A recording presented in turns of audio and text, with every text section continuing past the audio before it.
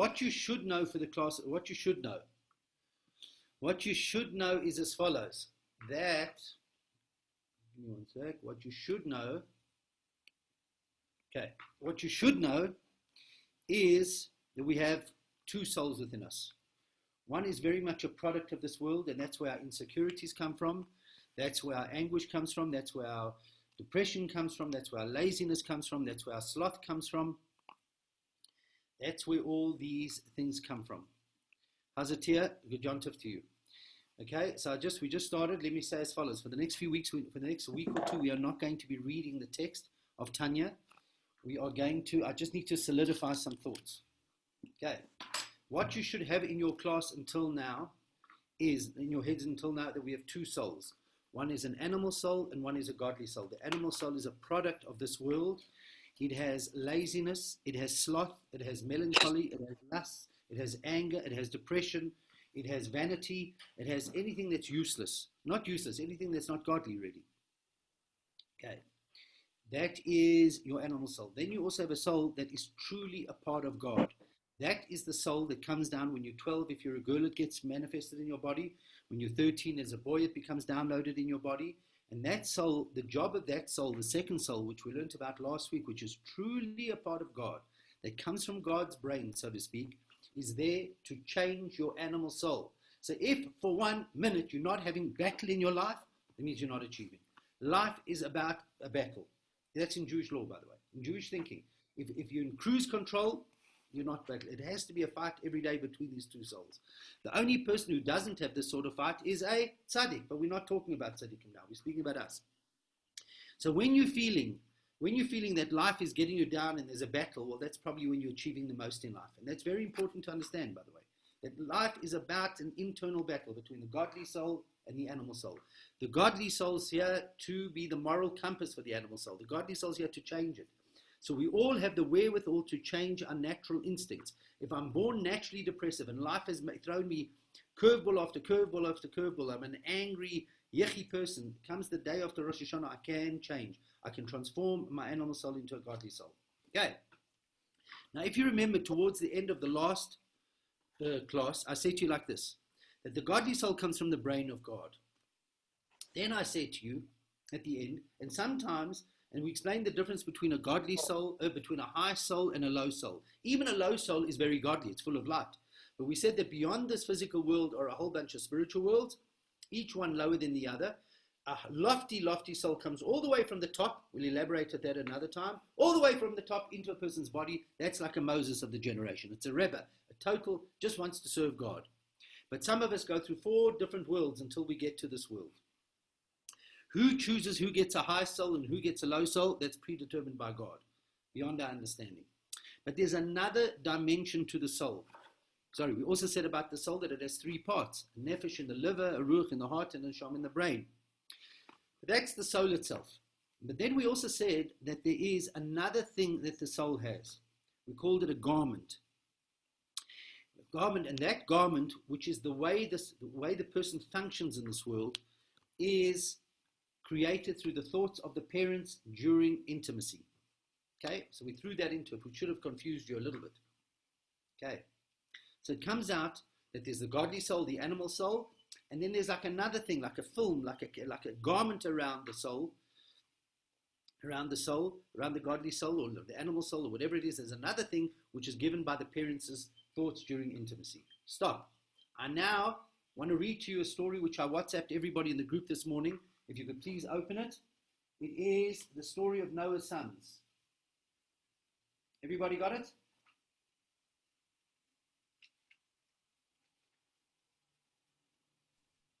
Yes, thanks, Rabbi. Okay. Now, okay. Give me one sec. How does the sentence, what's the number sentence? Because I'm not using that book. Anybody read it to me? What sentence is it? Oh, yeah, I've got it. Okay. Now, it starts like this. Okay, let me just quickly read it to you.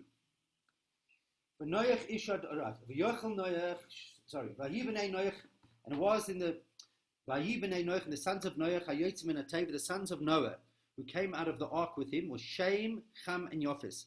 So after the flood, there were 3 people left: Shem and his wife, Cham and his wife, and Yafes and his wife. V'Cham hu avi Canaan. Cham becomes the father of Canaan. Now shlosha eile b'nei Noach u'molo nafzu kol haaretz. And that's from where the world became the world that we know today. Now I'm in sentence 20. V'yochel Noach ishu adama. What happens after the flood? Noach became a man of the earth. He became a farmer. V'yita korim. And what happened? He planted a vineyard. And what happens? He planted a vineyard, and the vineyard made grapes. V'yesht mini yayin. And he drank from the wine. V'yishkor. And he became drunk. So Noah becomes drunk after the flood. Right? Why Noah became drunk, we have to understand. That's for another time. V'sigel b'soich ahola. And he was lying uncovered in the tent. So he was drunk, in a drunken stupor. V'yar Cham avi Canaan. Listen to these crazy words. And Cham, the father of Canaan, saw his father's nakedness. So now let me just tell you, you have to add in a bit of commentary here. He sees the nakedness of his father. And what does he do? He goes and he has intimacy with him. He has an homosexual act with him. And then what he does, he castrates his father. Okay? That's what all means in Erev Haaretz. He sees his father's nakedness. So he now goes, he goes and he messes around with his father, and then he goes and he tells his brothers. He goes to boast what his father did. Why did he castrate his father? So commentary says as follows: because he was such a selfish person, he knew that if his father would have more children, that meant their inheritance would be cut. So even though there were the only 3 people in the world, the only 3 families in the world, he was insecure, which teaches you about people, though, by the way, that if you're living a materialistic life, you'll never be satisfied. And therefore he goes to his brothers to boast, hey, look what I did. I castrated daddy. He can't have any more children. So he goes and tells his 2 brothers outside. So what happens? V'yikach Shem v'Yafes is similar. Shem, the brother takes a sheet, and he's assisted by Yefes, the other brother. V'yosimu al Shem shneihem v'yelcha achronis v'yachas ervas avim v'neim achronis v'ervas avim loro. Without looking at the nakedness of their father, in a very humble manner, they cover the nakedness of Noah. Anybody aware of that story before, by the way? Okay. So what do? Shem starts it, assisted by Yefes, the other brother. They go and cover the nakedness of their father. Now, this is the key words, and I want you to listen carefully to these words. Now, look what Noah says to his sons. Noah wakes up from his drunkenness. And he realizes what his youngest son Cham had done. And he says, he says, hear the words, cursed Canaan, cursed you are. You should be a servant to your brothers. Stop here. Now we know that Cham becomes the father of the Africans. This is what the apartheid church used this to condone apartheid, by the way. Because there was a prophecy in the Torah that the Africans, the Bnei Cham, would be a servant to their brothers. So they said, okay, we'll be the masters. Okay? We're not here to make anybody servants. Okay, that's number 1. But anyways, he curses Canaan, and he says, Canaan is, be a servant to your brothers. V'yomer, and he says, now look what he says to Shem. Baruch Hashem Elokei Shem, v'yiknan eved lama. And then he turns to Shem and he says, Shem, you're blessed. Make sure Canaan is a servant to you. And then he turns around to Yefes, to the other child. And he says, Yaftelikim li Yefes v'yashken be'elu Shem. Yefes, you should be very successful, but be influenced. Dwell in the tents means be influenced by Shem. Vayi Canaan eved lama, and let Canaan be a servant to you. Well, I promise you, this sounds like the man's still got a hangover, right? Sounds mummish. This man's got a hangover. So let's go through the story again. It's after the flood. For good reason, Noah plants a vineyard and he gets drunk. By the way, he's trying to fix up the sin of Adam and Eve, but that's for another time. He gets drunk. He shouldn't have got drunk. He's lying drunk in the tent. His son, the youngest son, Cham, comes in, sees the nakedness of his father, sins with his father, castrates his father, and then goes and boasts to his brothers. Shem, assisted by Yefes, the other 2 brothers, go and cover the nakedness of their father. Noah gets up and he addresses all three children, which sound mad what he says. It sounds incoherent.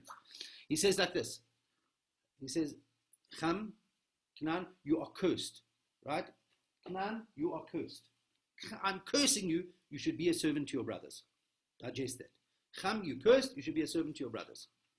He then turns to Shem. He says, Shem, you're blessed. Make sure that Ham is a servant to you. He then turns to Yefes. He says, Yefes, be successful, spread out, be successful, but always be influenced by Shem. Always be influenced by Shem, your other brother, and let Ham be a servant to you. Now I want to explain it. When you learn it on a simple level, it has one meaning. And now let's learn it on a more spiritual, mystical level. And this is where it becomes fascinating and exciting. Every biblical character is found within our own life. Okay? Now, we all know that we have a godly soul, we have an animal soul, and then we have this other soul that I was speaking about just now, which is created by the thoughts of the parents.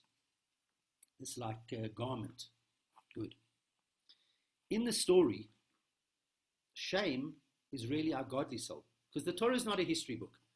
It's not a great history book. It's not written chronologically. The Torah is a manual for life. And when you can learn the Torah on that level, then stories that didn't make sense to you will become alive. And not only will they become alive, you'll understand why we repeat these stories year after year. So Shem is your godly soul. Ham in the story is your animal soul. Okay. Now, the garment that is created by the thoughts of the parents at intimacy becomes just, it's called the rational soul. I will elaborate on it more. Just put it in there. It's called the rational soul. It's not your godly soul. Your animal soul just wants to have a jaw in this world. I want to eat, I want to drink. It's not kosher. It's not kosher. I just want to have a jaw. Okay, that's the animal soul. The godly soul just wants to serve God. The rational soul is the way you perceive the world. It's just the way you perceive the world. Not because your animalistic soul is pulling you down to sin. Because how it works by the animal soul, I want to eat something not kosher, or I want to gossip about somebody, and then I justify it in my mind. So my mind justifies my negative action. Okay? So let's just say I could take away my rational mind from the influence of the animal soul, from the emotions of the animal soul. Just the way I perceive the world, not with any influence of the animal soul. Again, my animal soul, I have a desire, and I'm jealous of somebody, so I need to gossip about them. That's wrong. I know it's wrong, but my mind justifies it. My animal soul gets my mind to justify it. So my mind falls below my emotions. That's the difference between most animals and a human being. A human being, the head is above the heart. By an animal, generally speaking, when a dog walks, it walks with its dog with its head below its heart, because it's just naturally instinctive. So my animal soul is the passion, is the love, is the drama, is the melancholy, all the negative things is my animal soul.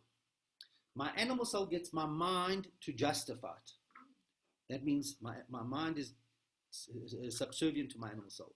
But if I could dissect, if I could just move my mind away from the animal soul, not being influenced by the animal soul at all, and not being influenced by the godly soul, that's called my rational soul. That rational soul, the way you look at the world, the way you perceive the world, and everybody perceives the world differently, that's created through the thoughts of the parents at the time of intimacy. Okay, so we have three souls. One is a godly soul, one is an animal soul, and one is a rational soul. It's just the way I see the world. It's not often discussed. Okay, so we have three forces within us. The godly soul, the animal soul, they're the main two forces. And then there's the way I perceive the world, which is created through the thoughts of the parents at intimacy, and that is what we're going to call now the rational soul. It's just the brain, the way I perceive the world. We'll elaborate a lot more on it, so don't worry if you don't fully understand it. Good. Now look so when I learn about Shem, Ham, and Yefes, Shem is my godly soul, Ham is my animal soul, and Yefes is my rational soul. Now look what Noah tells his three sons. It's really God speaking to each and every one of us. When Noah turns to Ham, he says, Ham, animal soul, if you run by yourself in this world, you are cursed.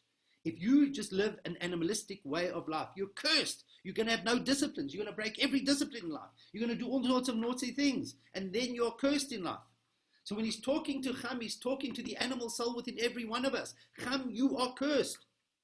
What's the solution? The solution, when he says, Orur ato, right? He says, Orur ato, you're cursed.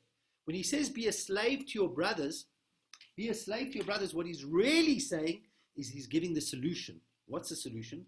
At a moment of madness. At a moment, just give me one second.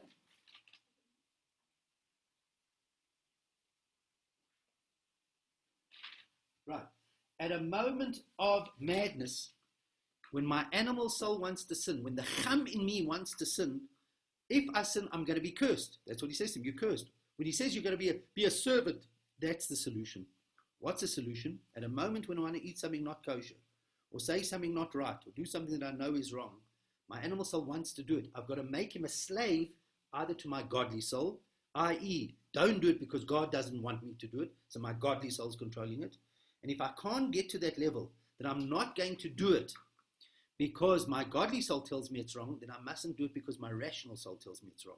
The rational soul would say, hey, that's not the way a human being behaves. What happens if you get caught? The public humiliation. That's what Freud discussed a lot.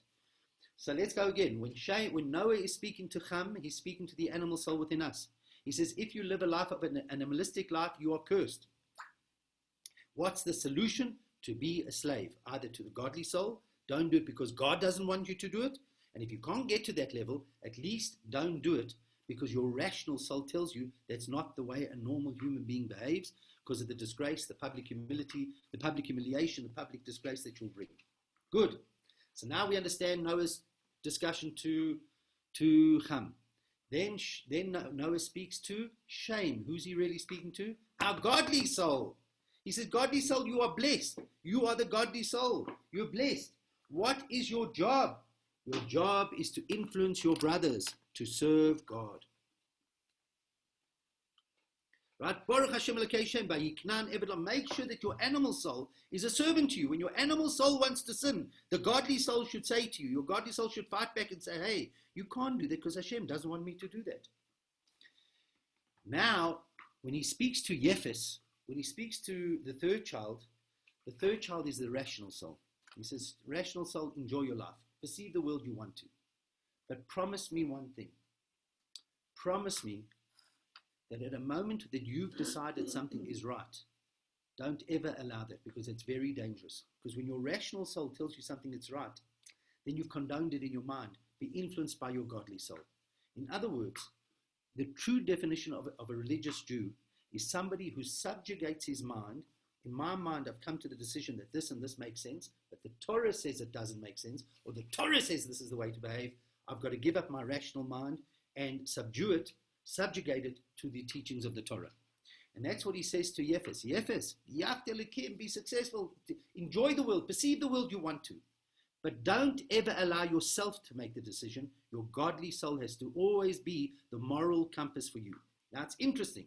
Now you'll understand it. It's interesting. Who's the father of the Jewish people? Shem. We are the godly soul for the world. Shem is the fathers of the Jewish people. That's where the word anti-Semite comes from. Anti, the descendants of Sem, of Shem. Good. Who are the children of Ham? They are generally considered to be the Africans, although all the nations were mixed up at one time, but generally the African nations and part of the Arab nations. Who's Yefes? Yefes is the Germans and some of the Europeans. I thought they were the Greeks. The Greeks and the Germans. The Greeks and the Germans. Right? I was going to get to that. The Greeks and the Germans. Sorry. No, you're right, 100%. And more the Germans than the Greeks, by the way. Now, Yaftelikim, now if you look what the Greeks did and what the Germans did, they rationalized. They sat listen to what happened. In 1941, they all sat together and they came up logically with a thing called the final solution. In their minds, it was the right thing to do. So you see it both on a nation level and on a humanistic level. So why I brought this up here is all of a sudden, we've understood, first of all, we've understood about biblical characters. And when we learn about biblical characters, it's not historical. Shem is my godly soul, Cham is my animal soul, Yefes, which we'll elaborate on more, is my rational soul. Never allow your animal soul to do what it wants to do. It has to be influenced either by the rational soul or the godly soul. When you're speaking to Yefes, your rational soul, it has to be influenced by your godly soul. And when you're speaking to your godly soul's job is here to this world. It's a fight. The animal soul does not want to get up in the morning and daven. The rational soul says it's too cold. Look at the animal soul says, I don't feel like it. The rational soul says, are you crazy? It's freezing cold outside. It's winter. They're both giving you different reasons not to do it. The godly soul says, this is what God wants. And you can apply that in every manner of your life, in every aspect of your life. Our job is to get the godly soul to influence our animal soul and our rational soul. And by the way, it's a struggle. It's a battle. And every day is a war, as long as you're winning that war. And by the way, this is the good news. As soon as your godly soul starts to win, one thing you can be sure, your rational soul and your animal soul are going to fight back. Particularly your animal soul are going to try to pull you to sin. They're going to try to pull you to sin. So it never ends the struggle. Good. Now that we've ended that, we've understood a little bit more about our godly soul, our animal soul, and our rational soul. We also said in chapter 2 that the rational soul we also said about the godly soul that there are 3 parts of the godly soul. In other words, when you look at the soul, like when you look at air, by the way, this invisible air, it's got nitrogen, carbon dioxide, oxygen. I can't see it, but somehow they can distract. It always amazes me how you can extract these things from a non-visible, from a total transparent air. Anyways, so too with your godly soul. Your godly soul is a nephesh. That's the more functionality of your soul. King David, Nikki, the psalm book that you guys sponsored, King David wrote psalms. He was the nephesh of every Jewish person. So all our nefeshes, which are in our liver, are attached to King David's.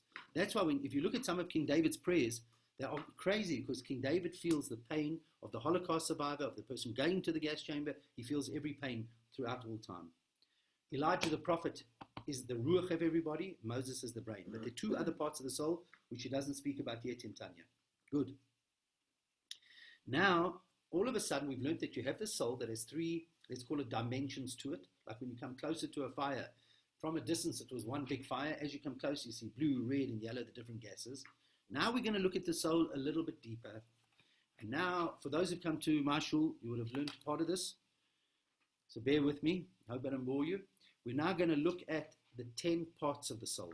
So when you look even closer to the soul is not just a nefesh, a ruach, and a neshama, 3 dimensions. In other words, if the dominant part of my soul of the 3 dimensions is ruach, I will be an emotional person. That doesn't mean I'm not a clever person. It means I'm an emotional person. If the dominant one is neshama, I will be more intellectual. It doesn't mean I'm cleverer than somebody who's more emotional than me. Just what's my trend? Am I more intellectual or more emotional? Good. Now if you come closer, you will learn that in fact, and this is going to become the main part of Kabbalah, by the way, you will in fact learn that not only do we have 3 dimensions of the soul, the nefesh and the liver, the ruach and the heart, and the neshama and the brain, but if you look even closer, we have 10 powers of the soul. These 10 powers can either be shining through nefesh, they can either be shining through ruach, or they can be shining through neshama, depending what sort of person you are. But you'll always have 10 powers of your soul. 3 are intellectual, and 7 are emotional. So all of a sudden I'm learning so much more about my soul. 3 intellectual powers, 3 are intellectual powers, and 7 are emotional. So I'm coming closer to the soul. When I stood at a distance, I saw just a big flame. Then I came back and I saw gases, blue, red, and green. Now I'm seeing that out of the blue, 10 powers fly, or out of the red, 10 powers fly. It depends what's shining the most. Anybody know what the 10 powers are? Okay. To understand the 10 powers properly, we need to understand, which is basically the whole of chapter 3 of Tanya, you need to first understand the 10 plagues. Okay, when you understand the 10 plagues, you understand the 10 powers of the soul. Okay, let's go through quickly. The first power of the soul is, I'd like you all to write this down, is a power called chokhmah, loosely translated in English as wisdom. But it's not the greatest translation, I don't think. Wisdom, chokhmah, chokhmah. Now, what is that power?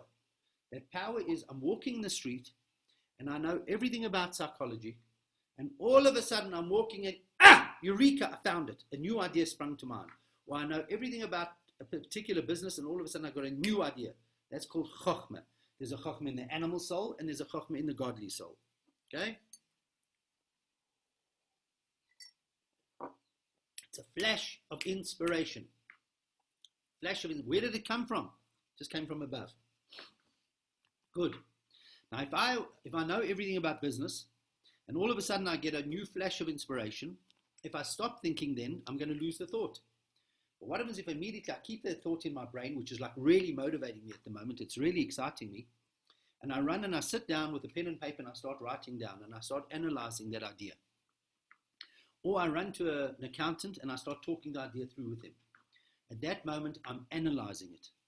So I've taken that raw seed, it's like a seed in the soil, right? Or it's like the seed of the father in the mother's stomach, where it grows.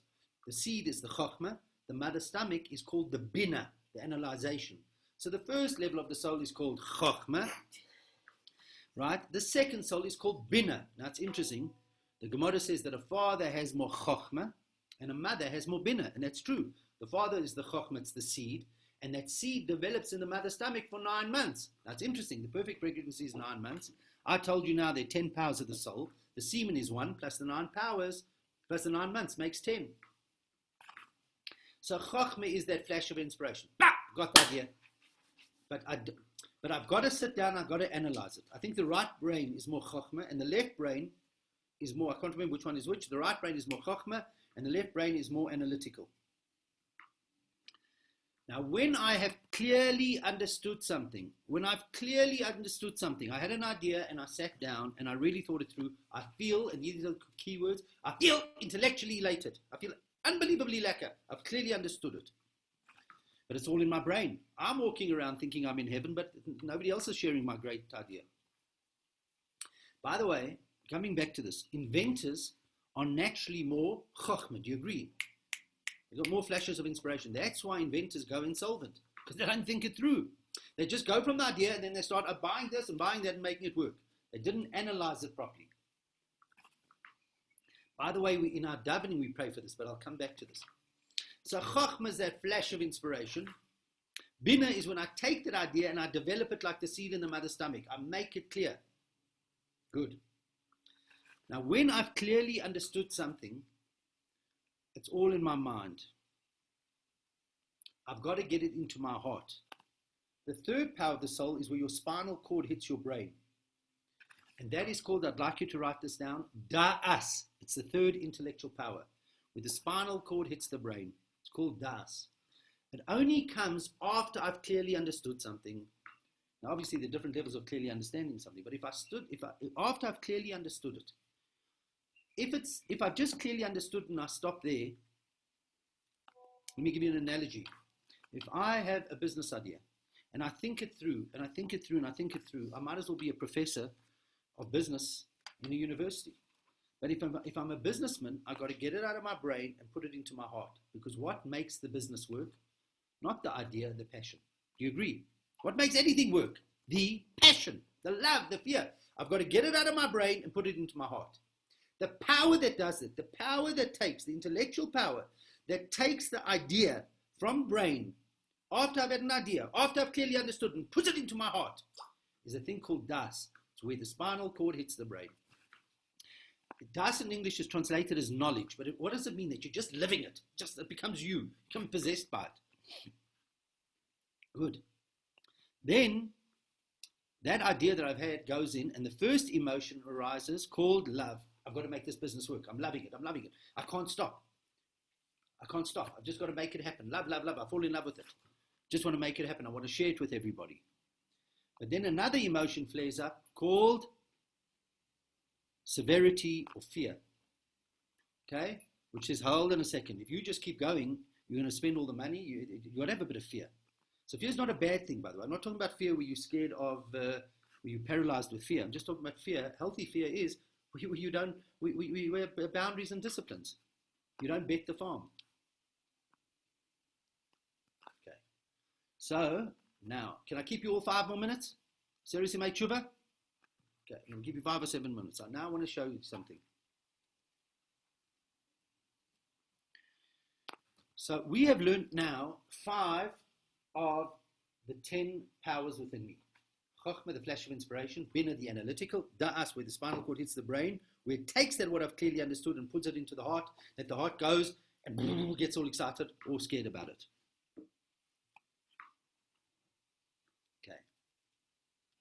Good. I want you to go work through the plagues, because the reason why I'm teaching you through the plagues is I think you really understand it after the plagues. Go to the 5th plague. What's the 5th plague? The 5th last, boils, yeah, right. Boils, just go to boils.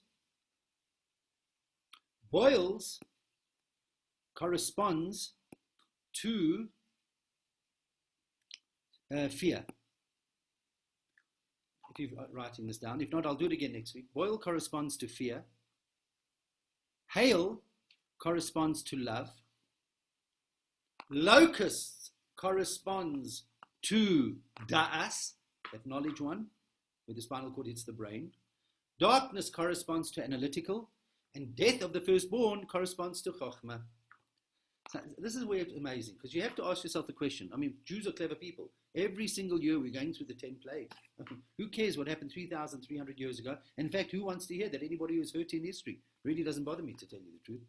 No. This is all to help you change your life. This is all to help you change your life. Let's go back to fear now. So the last emotion we discussed, the last power we discussed was the emotion of fear. Okay? Number 6 in the counting. We discussed fear. Now, what is healthy fear? Healthy fear tells me that if I have all my money with a great idea, I don't bet the farm. Do you agree? That's what healthy fear says. Healthy fear says, if a teacher's teaching and people have agreed to come for a half an hour, don't speak for an hour. That's healthy fear. Healthy fear has boundaries, barriers. It's lekker. Good. It's a very, very healthy thing. What is healthy love? Let's go to love for a second. What is healthy love? Healthy love is where I want to teach. I want to share. That's healthy love. Love is teaching, Love is sharing. Love is hugging. Love is giving what you have to whoever. That's love. Love is sharing. You agree? Love is sharing. Now, let's look at this plague first. Now, let's go to the historical plague of hail. The biggest love that God gives the world, is water. When God created the world, everything was ready. There was no water. Man prayed. Water came and things started to grow. So water is such a beautiful thing that God gives the world. It's such a demonstration of God's love. Too much love is no good. Too much water floods. But what happened in the historical plague of love? What happened in the historical plague of hail? The water was coming down and all of a sudden, boom, it froze. Came like hot ice. Froze. Okay, so historically we've just learned what happened in the historical plague of hail. How does that relate within me? I have an emotion called love. It's a very powerful emotion. Love wants to share and love wants to give, etc., etc. But what happens if, God forbid, my parents were Holocaust survivors? Or what happens if, God forbid, my parents just didn't show me love, for whatever reason? They came from a very bad, whatever the reason is, they didn't know how to show love. And I am desperate. I've got love in me. We've got a huge resource of love within us.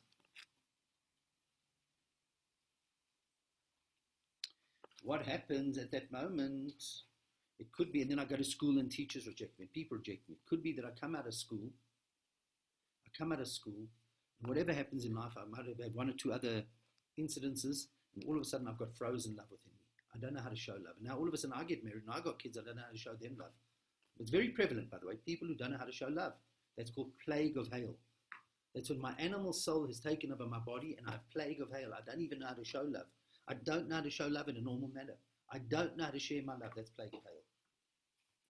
We will finish the others next week. I want to keep you for 3 more minutes and just tell you, I don't know if I told it to you before, but which I should have started with. In the Aseret Yemei Tshuva, you'll see that we're doing Tshuva.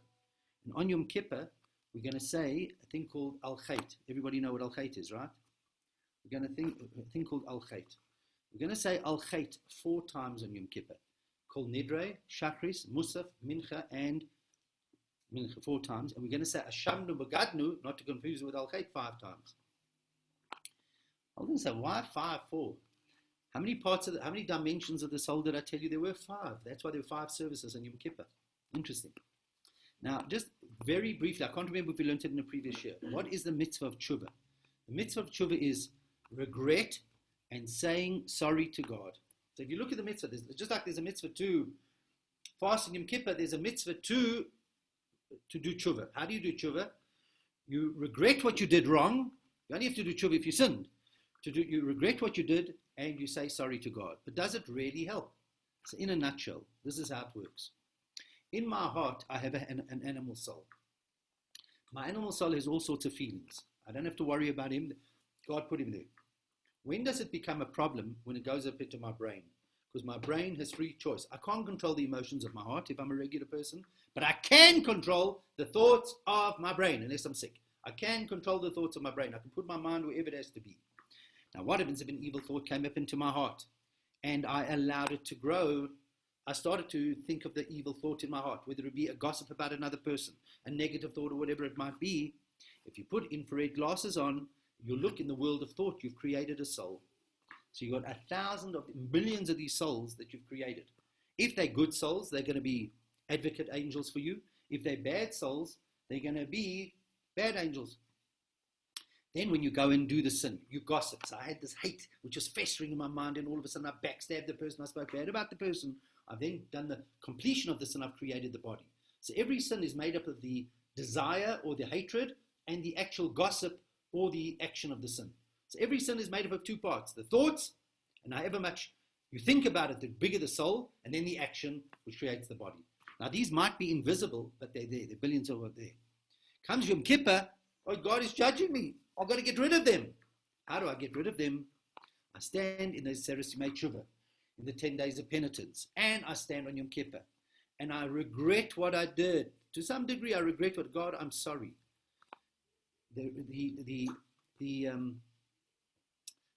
Regret is the antithesis of the lust or of the hatred. So when I regret what I did wrong, I kill the soul that I created. I created the soul through the thoughts of my mind. The regret's also in my mind. I kill it. When I then say sorry, that's an action. How did I sin? I sinned with my mouth or with my hands, with my body. What kills it is the saying sorry and clapping my heart. And therefore we do it for 4 different levels to clean the different levels of the soul. So don't underestimate. When you ask, what are we doing these stupid things for?